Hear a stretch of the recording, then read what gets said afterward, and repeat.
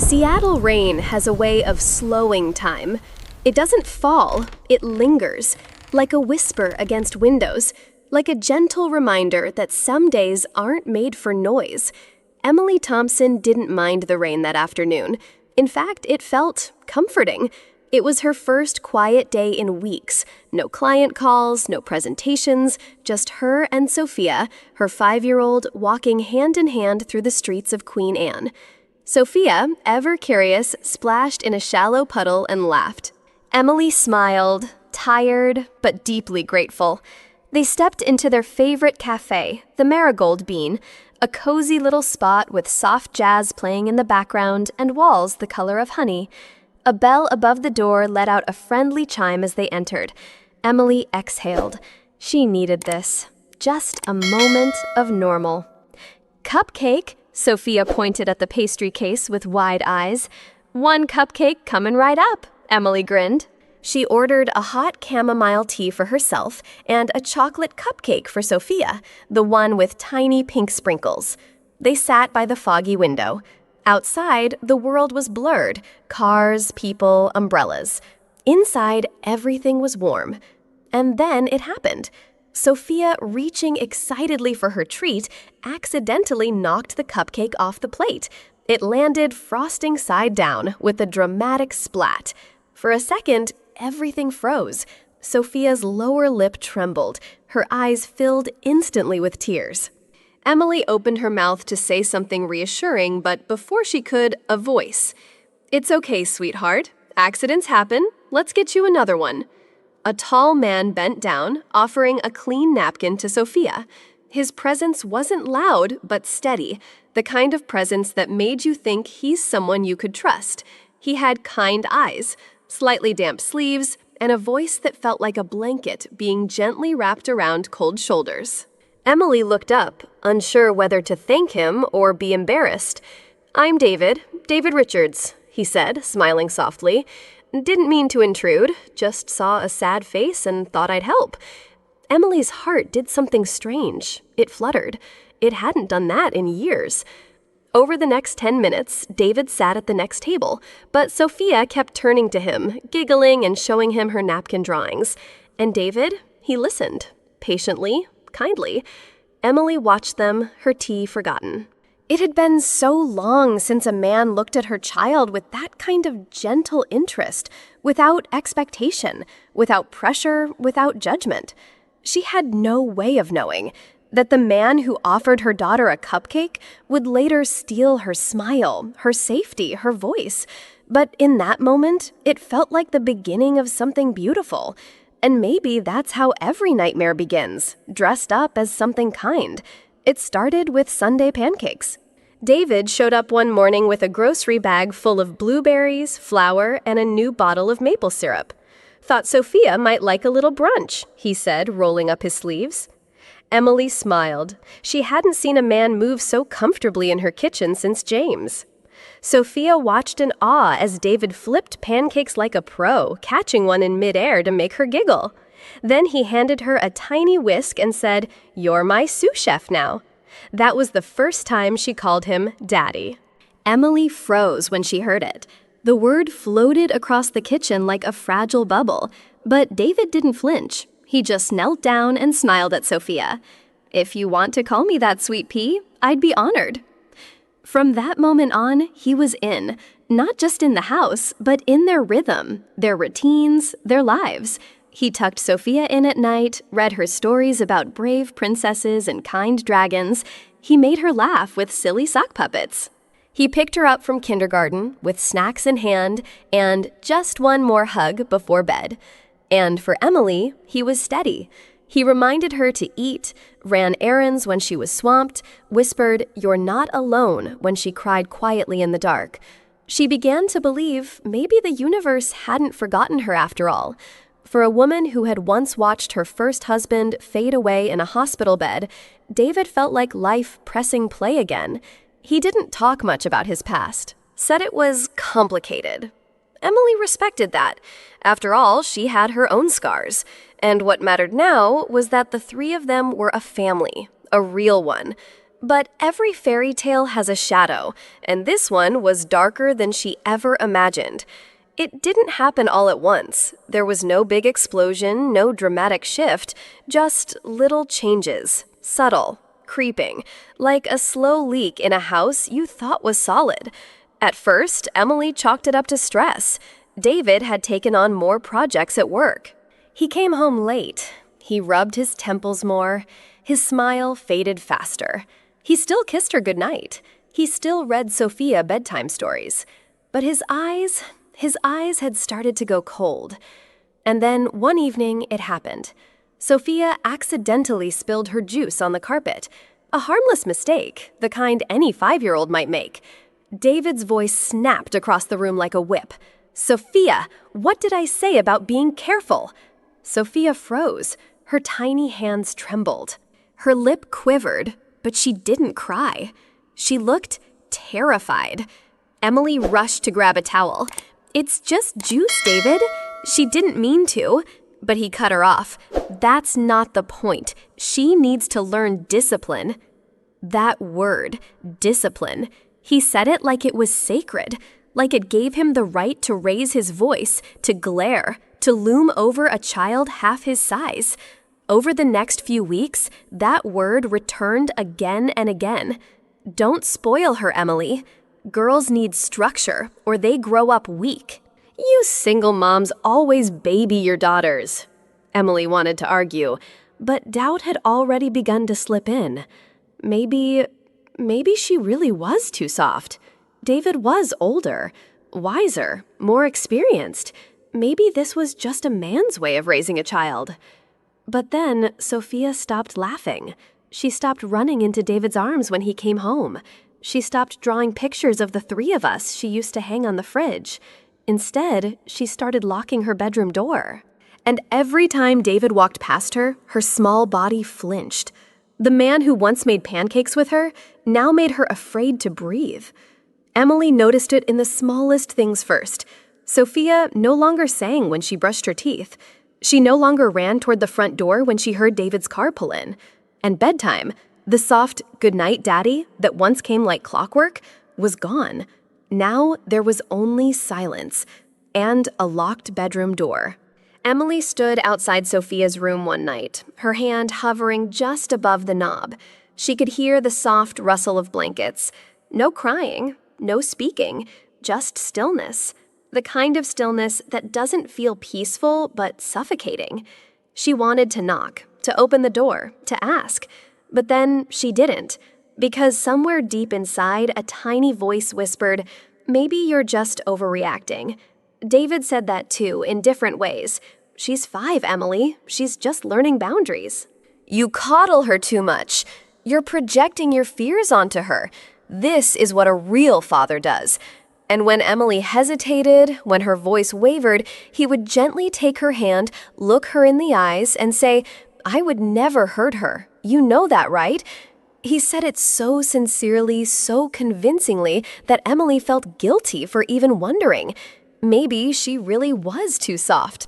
Maybe she didn't understand firm parenting, because James, her late husband, had been sick most of Sophia's early life. He was tender, not strict. She had been both mother and father, but never knew what a father's discipline should look like. So when Sophia flinched, she told herself it was temporary. When Sophia's smile faded, she told herself it was normal. When Sophia stopped saying daddy at all, Emily told herself it's probably just a phase. But that phrase, that excuse, echoed inside her every night like a warning bell. And still, she did nothing. Every night, Sophia stopped saying "Good night, Daddy." She started locking her door. And Emily started locking away her own instincts. Emily had been waiting for this deal for months. A major West Coast tech firm had finally responded to her pitch, an opportunity that could triple her freelance income, and open doors she thought were sealed shut since James passed away. She had built this career from scratch, working late nights after Sophia fell asleep, balancing play dates with pitch decks, learning to smile in Zoom meetings even when her heart ached. And now, the moment had arrived. 3 days in San Francisco, 1 in-person presentation, A chance to finally be seen, not just as a widowed mom, but as a powerhouse in her own right. The night before her flight, Emily packed quietly, neatly, efficiently. But her hands trembled just a little. She glanced over at Sophia, who sat curled up on the couch, hugging her stuffed bunny tighter than usual. The TV was on, but the little girl wasn't really watching. "Mommy," she said suddenly, her voice small, "do you really have to go?" Emily froze. Her suitcase was only half-zipped. Her heart even less so. "Honey, it's just for 3 days." She knelt beside her daughter. "I'll be back before you know it. And guess what? Daddy will be here the whole time. He's going to take great care of you." Sophia didn't smile. She didn't nod. She just looked up with those wide, worried eyes and whispered, "Please don't go, Mommy." Emily held her close, pressing her cheek to the top of Sophia's head, trying not to cry. Across the room, David folded his arms. "She'll be fine," he said. "She needs to learn that you have a life too. You're not abandoning her." Emily hesitated, and that's when it started, that tug of war between her head and her heart. Between ambition and intuition, between logic and love. She had fought so hard to reclaim her identity after losing James. But what if keeping that identity meant losing her daughter's trust? The clock ticked toward morning. The cab was coming. The flight wouldn't wait. Emily zipped her suitcase, but her guilt, that stayed wide open. The hotel room was beautiful, but Emily couldn't sleep. She had practiced her pitch for hours, made small talk with executives, even clinked champagne glasses after a successful first meeting. But every time she sat still, her thoughts returned to one thing, Sophia's voice, or more specifically, the absence of it. On the first night, she called around 8 p.m. David answered on speakerphone. "Hey," he said casually, "all good here." Emily smiled. "Can I talk to Sophia?" A pause. "She's already asleep." "Oh, that's early." "She played hard today, wore herself out." "Don't worry." Emily hesitated. "Did she eat okay?" "She's fine, Emily. You're overthinking." The call ended in under a minute. Night 2. Emily called earlier, 6:45 p.m. Again, David answered. "What's up?" "Can I hear Sophia's voice today?" "She's watching a movie," he said. "Really into it. I don't want to pull her out of it." "She doesn't want to say hi?" "She's fine, seriously." This time, there was no pause, no background noise, just silence. And that silence followed Emily everywhere. In the elevator, in the conference room, on her pillow. She couldn't shake the feeling like something was hovering above her, just out of view. Like a shadow she couldn't name, but couldn't unsee either. On the third day, she didn't even wait. She skipped the post-contract lunch, faked a headache, and caught the earliest flight home. As the plane ascended into the clouds, she stared out the window. Seattle, a distant blur below. And for the first time in years, Emily prayed. Not for the deal, not for the money, but for a voice, a little voice, that had gone too quiet. On the flight back, Emily couldn't explain why her chest ached, but deep down, she already knew. The taxi pulled up to the curb. Emily stepped out, heels clicking against the damp pavement. The air was thick with drizzle, Seattle's familiar fog wrapping around her like an omen. She looked up at her house. No porch light, no laughter from inside, no faint glow from Sophia's nightlamp, just darkness. All the curtains were drawn tight. The windows stared back at her like blank eyes. Something was wrong. Her stomach twisted. She walked up the steps. The door, usually unlocked when she was expected, was latched. She fumbled with her keys, heart racing faster with each second. When the door creaked open, a wave of cold, unnatural silence swept over her. "I'm home," she called out, forcing brightness into her voice. No answer. She dropped her suitcase by the entryway and slowly stepped inside. The living room was dim-lit, only by the flicker of a muted news channel on the television. And there he was, David, sitting on the couch, slouched, staring at the screen without blinking. His shirt was wrinkled, hair messy, face unshaven. He didn't look up, didn't move, didn't smile. "Welcome back," he said flatly, still watching the TV. No, how was the trip? No hug. No sign of Sophia. Emily's heart thudded. "Where's Sophia?" she asked, stepping closer. David's eyes didn't leave the screen. "She's asleep, in her room." "At this hour? She usually waits up." "She was tired." 3 words, said without emotion. Without care, as if Sophia were a chore already done. Emily's eyes swept the room. No toys on the floor, no little socks kicked off by the couch, nothing that said a child lives here. Her body went cold. "Is she okay?" David blinked. "She's fine." That was all he said, and suddenly Emily felt like a stranger in her own home. The house was supposed to be where love lived, but tonight it felt more like a crypt. Emily's feet moved before her mind could catch up. She turned away from David, her pulse thundering in her ears, and hurried down the hallway. Sophia's door, usually cracked open, was shut, half shut, like something had tried to close but not all the way. Emily pushed it open. The room was dim, curtains drawn tight. The soft glow from a unicorn nightlight barely lit the bed. And then she saw her, Sophia, lying still, too still, blanket pulled up to her chin, arms above the covers, her skin pale, almost bluish, her lips purplish. Eyes shut tight, Emily rushed to the bed. "Sweetheart!" No response. She pulled the blanket down and choked. Bruises everywhere, across her cheeks, along her arms, faint finger marks on her neck, a perfect, horrifying handprint burned into her side. "Sophia, baby, it's Mommy. Can you hear me?" Sophia stirred, barely. Her eyes fluttered, unfocused, her lips parted, and in the faintest, most broken whisper, "Mommy," Emily's knees buckled. She scooped Sophia into her arms, feeling the chill of her skin. Her body was trembling, breathing shallow, burning up and freezing cold all at once. Emily turned toward the door, her heart pounding, screaming from a place no mother should ever have to reach. "David!" He appeared in the hallway, arms still crossed, face annoyed. "Jesus, Emily, you're making a big deal out of nothing." Look at her face, her arms. What did you do?" David rolled his eyes. She was being difficult. That was all. No regret, no fear, no humanity. Emily stared at him, mouth open, as her daughter wheezed softly in her arms.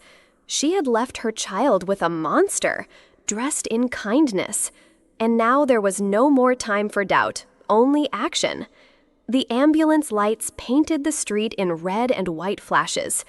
Emily stood at the doorway, barefoot, clutching Sophia in her arms like a lifeline. Her daughter's skin was clammy, her breathing ragged. Every second felt like a countdown. 2 paramedics rushed in. The first was a tall man in his 30s, calm, focused. His name tag read Mark Davis. He knelt beside Emily immediately. "Ma'am, I've got her. Just hold on," he said gently, checking Sophia's vitals.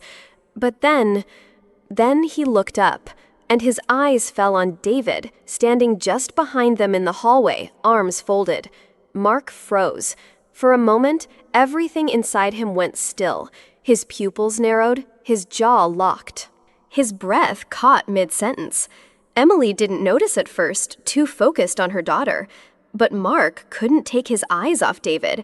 He stood up slowly, whispered something under his breath. Then he leaned in close to Emily and, in a voice only she could hear, murmured, "I know that man. That's not David Richards. That's Michael Harrison." Emily blinked. "What are you talking about?" Mark didn't answer. He turned to his partner and snapped into action. "Call the police, immediately." The second paramedic looked confused. "For what?" Mark's voice shook, but his tone was sharp. "Suspected child abuse and possible identity fraud." He turned back to Emily. "I need you to trust me. That man is dangerous. He heard my family once." Emily's mind spun. Her ears rang. Her knees threatened to buckle. The man she married wasn't who he said he was. He had a different name, a different past. And now someone who had seen that past was standing right in front of her. Sophia whimpered in her arms. And Emily finally understood. This wasn't just betrayal. This was survival. The police arrived within minutes. 2 officers stepped into the house with sharp eyes and steady hands. One of them, Detective Dennis Lee, spoke with quiet authority. His partner, Detective Turner, had already pulled out a small tablet. "Are you David Richards?" Turner asked. David raised an eyebrow. "Yeah, who's asking?" Turner didn't answer. He simply turned the tablet toward Detective Lee, who narrowed his eyes at the screen.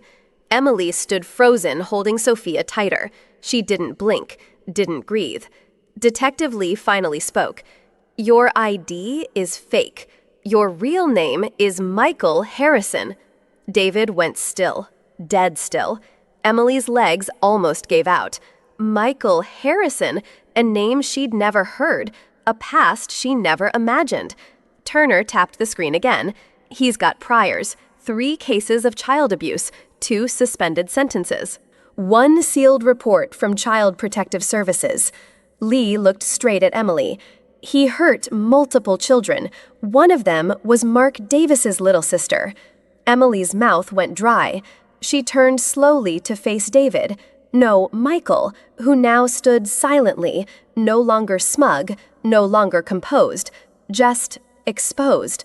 The man who kissed her goodnight, who made pancakes, who tucked her daughter into bed, had nearly killed her child. Her world collapsed in one heartbeat. And all she could whisper was, "Who are you?" Michael didn't answer, because monsters rarely do. 3 months later, it all led here. The courtroom smelled like old wood and cold air, stale and sacred all at once. Emily sat on the bench, Sophia's tiny hand wrapped in hers. Beside them, Mark Davis. On his other side, his little sister Lisa, now 11, braver than anyone in the room.